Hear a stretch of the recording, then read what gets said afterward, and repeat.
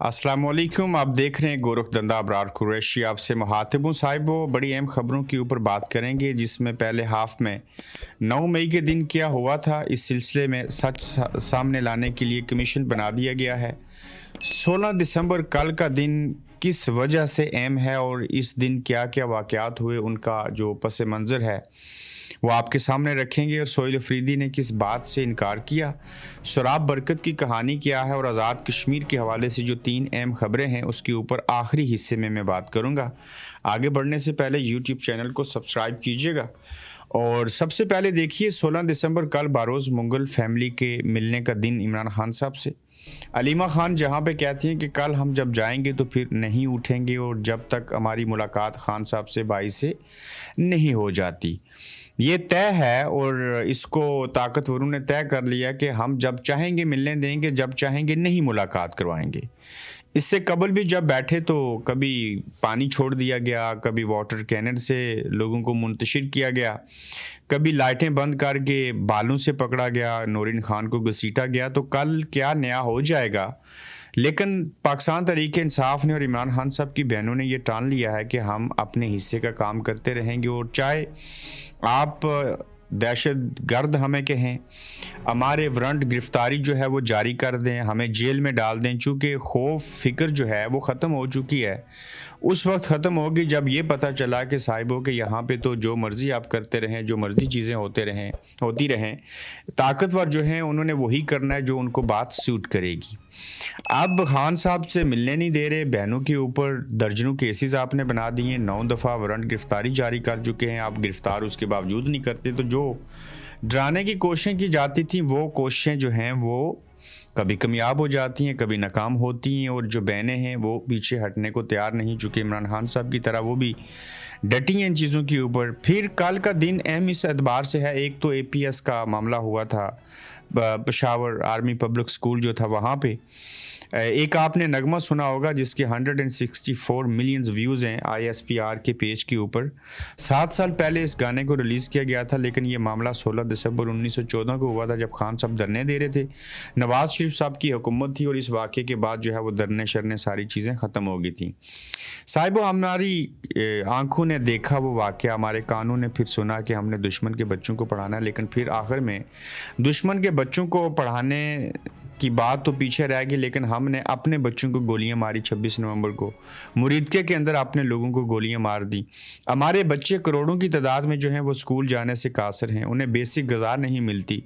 दुश्मन के बच्चे भी भूख और अफलास में होंगे, लेकिन आबादी और रकबे के एतबार से दुश्मन का बच्चा आज भी बेहतर है। माफ़ी चाहता हूँ वो इसलिए कि वहाँ आप देखें IT की जो चीज़ें हैं वो किस हद तक पहुँच चुकी हैं, भारत कितना तरक्की कर चुका है। वहाँ पे जमहूरी निज़ाम देख लीजिए, भले भारत ज़ालिम है, उसने कश्मीरियों के ऊपर जुल्म किया, लेकिन अपने मुल्क के अंदर जो शहरी हैं, इंसाफ तो कहीं भी 100% नहीं होता। जमहूरियत का अमल आप देखें, वहाँ के सियासतदानों को देखें, आप वहाँ पे इंसाफ का निज़ाम देखें। तो हमने दुश्मन के बच्चों को पढ़ाने पे तो ज़ोर दिया, लेकिन अपने बच्चों को अधूरा छोड़ दिया। फिर इसी 16 दिसंबर को साहिबो हमारा मशरक़ी पाकिस्तान बांग्लादेश हमसे अलग हुआ था, और जब ये अलग हुआ था तो उस वक्त एक ऐसा वाक़या भी हुआ था जिसको हमने पीछे छोड़ दिया, और उस वाक़े की वजह से 90,000 फ़ौज हमारी जो थी वो वहाँ पे बंद हो गई। भारत की मिन्नतें तरले करके हमें उसको वापस मंगवाना पड़ा। फिर अमूद और रमान कमीशन भी आपने पढ़ा होगा, लेकिन उसको आज भी कोई बंदा TV के ऊपर कहीं पे डिस्कस नहीं कर सकता, और उन चीज़ों को रोक दिया गया। साहिबो, उस वक्त एक हाशिम अशरफ कुरैशी थे और एक हाशिम नामी शख्स थे। जो हाशिम थे वो यकीनन रॉ के एजेंट थे, और अशरफ कुरैशी को उन्होंने कायल किया, और फिर जो गंगा त्यारा अगवा हुआ वो भारत की मर्ज़ी से हुआ था। इसके ऊपर भारतीय फिल्में भी बनी, और उस त्यारे को अगवा करके लाहौर ले आए मुसाफिरों समेत। जब ये त्यारा यहाँ पे आ गया, सारी चीज़ें हुई, भट्टो साहब उस वक्त सरबराह थे मुल्क के, तो हम त्यारे के ऊपर शादियाने बजाते रहे, चीज़ें करते रहे। लेकिन क्या हुआ कि उस त्यारे के अगवा होने के बाद फ़ज़ाई हदूद हमारी बंद हो गई। नेवी जो थी हमारी फ़ौज, उसके रास्ते भी बंद कर दिए गए। फ़ौज हमारी वहाँ पे फंस गई। कुछ अपनों की करम नवाजियाँ थी, और कुछ भारत का किरदार था, और कुछ ये त्यारा अगवा करने वाली चीज़ें थी। तो इतना बड़ा इंसिडेंट हुआ कि उसमें अवाम से मशरक़ी पाकिस्तान ही अलहदा हो गया। अलग बात है हमने उनको सीटें जीतने के बावजूद جیسے اس الیکشن میں 8 فروری کو ہم نے کیا ویسے ہی اس دور میں کیا. ان کو حکومت نہیں بنانے دی. مجیب الرحمان کو وہاں سے گرفتار کر کے میاں والی جیل کے اندر ڈالا گیا اور کرتے کراتے وہ ملک جو تھا وہ 16 دسمبر کو ہم سے جدا ہو گیا. اب بھی اسی طرح کے حالات اور واقعات ہیں. دیکھنا یہ ہوگا کہ کیا یہ ریت بدلے گی, یہ روش جو ہے اس میں تبدیلی آئے گی, یا اسی طرح سے یہ نظام چلتا رہے گا تو کہیں ہمیں پھر سے کوئی اور اس طرح کا نتیجہ تو نہیں دیکھنا پڑے گا. تو حالات یہ بتاتے ہیں کہ یہاں پہ سدھرنے والی بات کوئی نہیں ہے. جس کی لاٹھی اس کی بھینس کے مذاق, ویسے ہی چیزیں جو ہیں وہ چل رہی ہیں. 9 مئی کے دن کیا ہوا تھا, کیسے ہوا تھا, ریڈیو پاکستان پشاور کے اوپر حملہ کس نے کیا تھا, اس حوالے سے خیبر پختونخوا اسمبلی نے تحقیقات کے لیے خصوصی کمیٹی کی قرارداد منظور کر لی ہے. کمیشن بنا دیا جائے گا یا بن گیا ہے. تو وہ تحقیقات جو بھی سامنے آئیں گی اس سے پتہ چلے گا کہ 9 مئی کیسے ہوا اور ریڈیو پاکستان کے اوپر حملہ کس نے کیا. یہ ایک جال تھا, اور اس کی مثال میں ایک آپ کے سامنے رکھوں گا کہ جیلم سے کچھ لوگ تھے اور ان لوگوں کے تحریک انصاف میں لوگ تھے. ان تحریک انصاف کے لوگوں کے کچھ لوگ فوج میں, کوئی بریگیڈیئر تھا, کوئی کور کمانڈر تھا, کوئی کسی جگہ پہ تھا. تو انہوں نے 30 اپریل کو اپنے عزیز و قارب بھائیوں کو, کزنوں کو, دوستوں کو کہہ دیا تھا کہ آپ نہ بجائے اس کے کہ 9 مئی کے بعد آپ کو پریس کانفرنس کر کے عمران خان کو چھوڑنا پڑے, تو لہٰذا آپ پہلے سے چھوڑ دیں چونکہ یہ ہونے جا رہا ہے. اب یہ موقع کی مناسبت سے میں آپ کے سامنے بات کروں, جب 9 مئی کے اوپر ریڈیو پشاور پہ جو حملہ تھا اس کا کمیشن بنایا گیا, تو ہمیں اس بات کا انگلینڈ میں رہتے ہوئے پتہ ہے کہ یہ پورا پلان تھا, اور پہلے سے اپنے لوگوں کو, آرمی کے اندر سے لوگوں نے کہہ دیا پہلے ہی خان کو چھوڑ دیں چونکہ ہم خان کو اس جال میں پھنسانے جا رہے ہیں اور یہ کرنے جا رہے ہیں. ٹھیک ہے, یہ بھی اس جال میں پھنس کے کچھ ان سے بھی غلطیاں ہوئیں, لیکن یہ جو تحقیقاتی کمیٹی خصوصی بنائی گئی ہے, یہ جو قرارداد منظور کر لی گئی ہے, کیا اس کمیشن کے لوگ جب اچھی رپورٹ, سچی رپورٹ محمود الرحمان کمیشن کی طرح, یا ارشد شریف کے کیس کی طرح, یا دیگر کیسوں کی طرح, یا لیاقت علی خان کا کیس کی جو آفیسر تحقیقات کر رہا تھا تو اس کا جہاز ہی اسلام آباد سے کراچی جاتے ہوئے فائلوں سمیت تباہ ہو گیا تھا, یہ لوگ بھی اسی طرح مر جائیں گے, زندہ رہیں گے, تحقیقات ہوں گی نہیں ہوں گی, اصل نتیجہ آئے گا سامنے یا نہیں آئے گا, لیکن کے پی کی حکومت بنا رہی ہے تو یقیناً نتیجہ سامنے آنا چاہیے. تو اس سے پتہ چلے گا کہ ریڈیو پاکستان کس نے جلایا, اس کی بلڈنگ کو. یہ جو قائد اعظم کا گھر ہمیں پہلی بار دیکھنے کو ملا, یہ جتنے بھی کھلواڑ ہوئے, یہ کمیشن کم از کم جو کچھ پشاور میں ہوا ان کی چیزوں کو سامنے لے کے ضرور آئے گا. صاحبو, سہیل افریدی صاحب نے جو شہدا تھے اس میں بنیان المرصوص کے اندر جو شہید ہوئے تھے, ان کو جب وہ چیک دیے, مالی امداد کی, تو سہیل افریدی نے ایک بات سے صاف انکار کیا, جو کہ بڑی اچھی بات ہے, کہ میں چیک دیتے ہوئے جو ہے وہ فوٹو نہیں بنواؤں گا.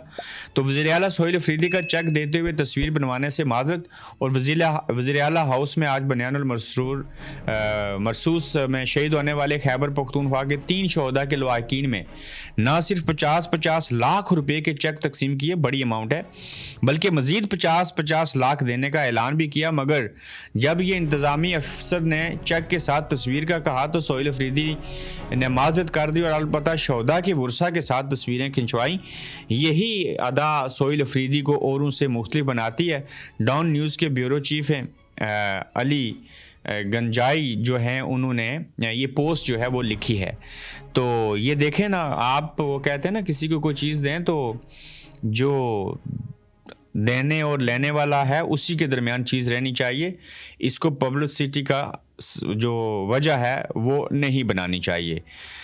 صاحبو, آگے دیکھیے کس طرح سے جو سراب برکت ہیں ان کی کہانی کیا ہے, اور سراب برکت جو کشمیری ہیں ان کے ساتھ کیا ہو رہا ہے, اور اس کے بعد ہم جو آزاد کشمیر کی 3 خبریں ہیں اس کے اوپر بھی بات کریں گے. ویسے میں آپ کو بتا دیتا ہوں کہ 3 خبریں کون سی ہیں.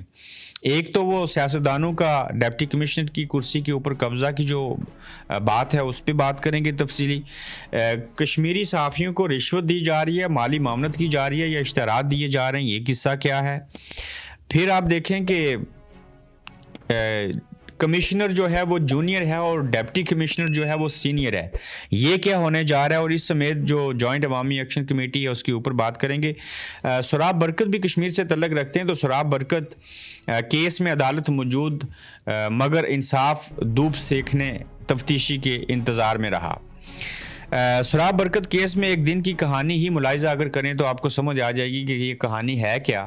کہانی کچھ یوں ہے کہ سراب برکت کے 18 دن 4 مختلف مقدمات میں جسمانی ریمانڈ کے دوران گزر چکے ہیں۔ نئے مقدمے میں 5 روزہ ریمانڈ مکمل ہونے پر پیش کیا جانا تھا۔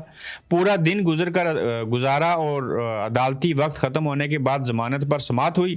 آج 15 دسمبر کو اسلام آباد جوڈیشل کمپلیکس میں NCCI کے تفتیشی افیسر نے صبح 8 بجے سے 11 اور پھر 2 بجے سے سراب برکت کو پیش کرنے کی اطلاع دی۔ ریگولر جج کی عدم موجودگی میں ڈپٹی جج صہیب بلال رانجھا کی عدالت میں سراب برکت کے وکیل بیرسٹر سعد رسول 2 بجے 2 مرتبہ پیش ہوئے۔ تفتیشی وقار مسیح عدالت کے باہر بینچ پر دھوپ سینکتے رہے، جن کے ہمراہ NCCI ایڈیشنل ڈائریکٹر شیخ عامر بھی تھے۔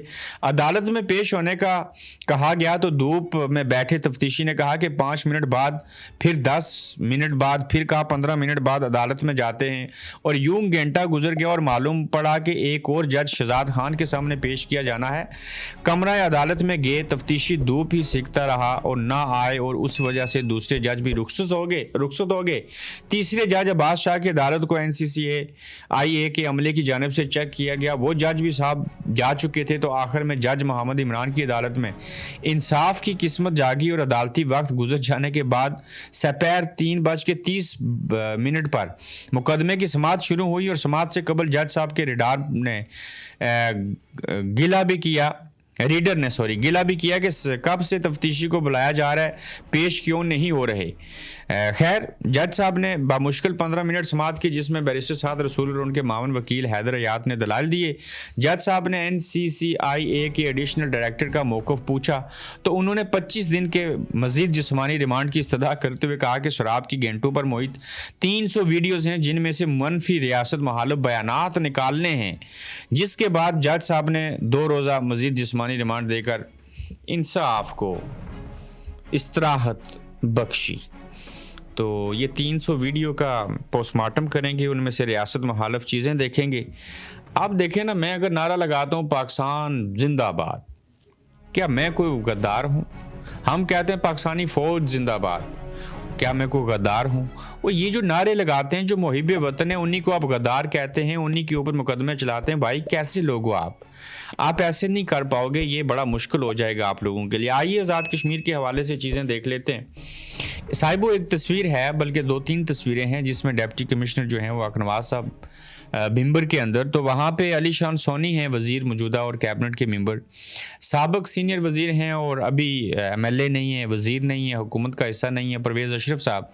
تو ہوا کچھ یوں کہ وہ ڈپٹی کمشنر کی کرسی کے اوپر بیٹھے۔ اب دیکھا جائے تو DC صاحب کے آفس میں اور DC صاحب کی کرسی کے اوپر تو کوئی بھی نہیں بیٹھ سکتا، لیکن یہ ایک اجلاس تھا، اور یہ اجلاس جو تھا وہ کانفرنس روم میں ہو رہا تھا، اور کرسی وہی تھی جو DC صاحب کے دفتر میں ہوتی ہے اور جس پہ ڈپٹی کمشنر صاحب بیٹھتے ہیں۔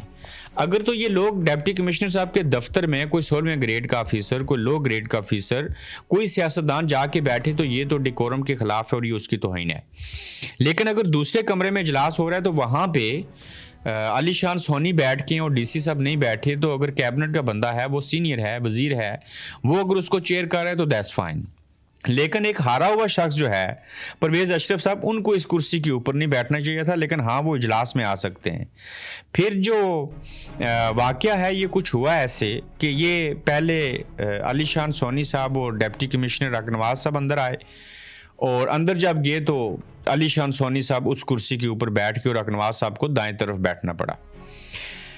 اب جب پرویز اشرف صاحب بعد میں آئے تو وہاں پہ علی شان سونی صاحب نے ان کو عزت اور احترام دیتے ہوئے اس کرسی کے اوپر بیٹھا دیا۔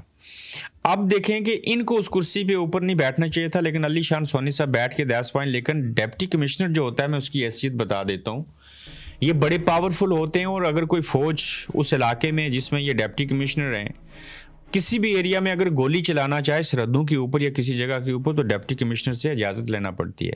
ڈپٹی کمشنر کسی بھی ضلع کا جو ہے وہ وزیر اعظم کی حیثیت رکھتا ہے اور اس کی بڑی ویلیو ہوا کرتی ہے۔ لیکن آج یہ کچھ چیزیں ہو رہی ہیں، ایسے نہیں ہونی چاہیے۔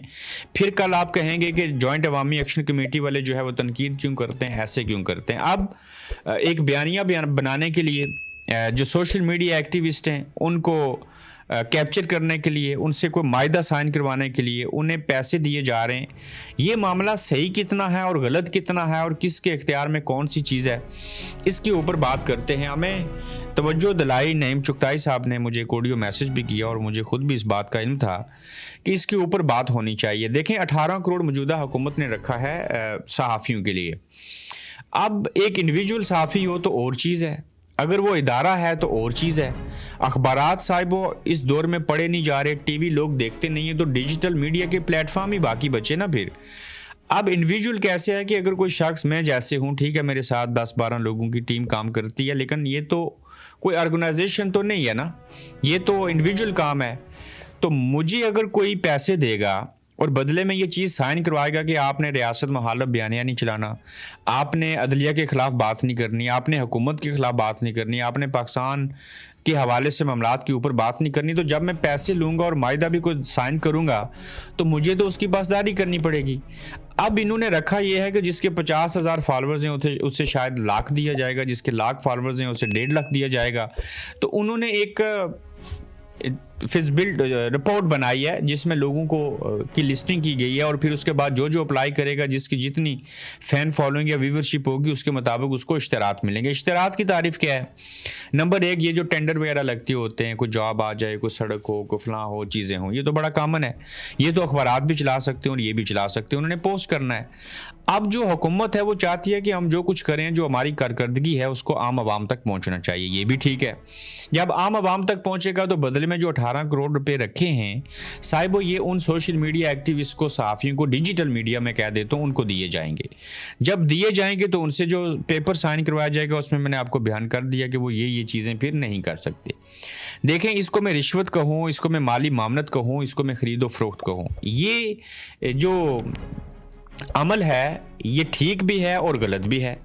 اب ٹھیک ایسے ہے کہ ظاہر ہے حکومت نے اگر یہ بجٹ رکھا ہے تو اس کو صرف ہونا چاہیے. یہ اس طرح کے پلیٹ فارم کو دیں جو ایک تنظیمی شکل، یہ کوئی آرگنائزیشن کی حیثیت رکھتے ہیں، انڈیویجول نہیں. انڈیویجول دیں گے تو پھر ظاہر ہے جو لیں گے انہیں ان کی پاسداری کرنی پڑے گی، پھر مخالف بول نہیں سکتے. جنہوں نے آزاد ہو کے کام کرنا ہے وہ اس میں شامل نہ ہوں، سمپل حال ہے. اب ہوتا کیا ہے کہ جب حکومت سمجھ رہی ہے کہ جوائنٹ عوامی ایکشن کمیٹی کو یہ سارے لوگ سپورٹ کر رہے ہیں، ہمارے اوپر بھی تنقید کرتے ہیں، تو حکومت نے بجٹ رکھا ہے جس کو کہیں لگانا ہے، تو وہ یہ چاہتے ہیں کہ اسی چیز کو وجہ بنا کے جہاں ہم ان کو کموڈیٹ کریں وہیں پہ ان کے منہ بند کر دیے جائیں. تو وہاں پہ صحافت مر جائے گی، خبر مر جائے گی، خبریت دفن ہو جائے گی. تو اس عمل کو ہونا بھی چاہیے اور نہیں بھی ہونا چاہیے. اگر کرنا ہے تو آپ جن اداروں کو، چاہے وہ اخبارات ہیں، چاہے وہ ڈیجیٹل میڈیا کی کوئی آرگنائزیشن ہے جس کے اندر باقی لوگ بھی کام کرتے ہیں، ان سے کام کر لیں. لیکن انڈیویجول حیثیت سے جس نے بکنا ہے، جھکنا ہے، خرید و فروخت کرانی ہے، وہ اپلائی کرے، اس کو چیزیں مل جائیں گی. جس کی نیت صاف ہے، جو چاہتا ہے ایسے عمل نہ ہو، تو پھر اس کے لیے بھی ٹھیک ہے. اب دیکھیں، آزاد ڈیجیٹل اور کشمیر ڈیجیٹل، یہ کوئی عباسی صاحب ہیں جنہوں نے پی آئی اے کی بھی بولی میں بیڈنگ میں شامل ہوئے تھے، بولی لگائی تھی اس کے. یہ کوئی مری کے ہیں عباسی صاحب، تو یہ ان کے پلیٹ فارم ہیں. ہمیں پتہ ہے کہ یہ جو پلیٹ فارم ہیں ان کو فنڈنگ ہوتی ہے. انوار الحق صاحب کے دور حکومت میں بھی 4 کروڑ روپے ان کو دیے گئے. پیچھے ظاہرہ اداروں سے مراد آپ سمجھ گئے ہیں. تو یہ کسی کی ماں کے اوپر کام کرتے ہیں اور کسی ادارے کا بیانیہ آگے لے کے چلتے ہیں. عام پبلک جو ہے اس کی جو بات ہوتی ہے اس کو بیان نہیں کیا جاتا. تو اس طرح کی اور بھی پلیٹ فارم ہیں جن کو اب حکومت اپنے زیر اثر لے آئے گی. تو دیکھنا یہ ہے کہ جو لوگ آزاد ہیں، اپنی مرضی سے کام کرتے ہیں، کسی سے کوئی پیسے نہیں لے رہے، لینا حالانکہ ان کی ضرورت ہے، لیکن اگر حکومت دینا چاہے تو اسے پھر آپس میں یہ معاہدہ نہیں کرنا چاہیے کہ آپ یہ کام نہیں کر سکتے.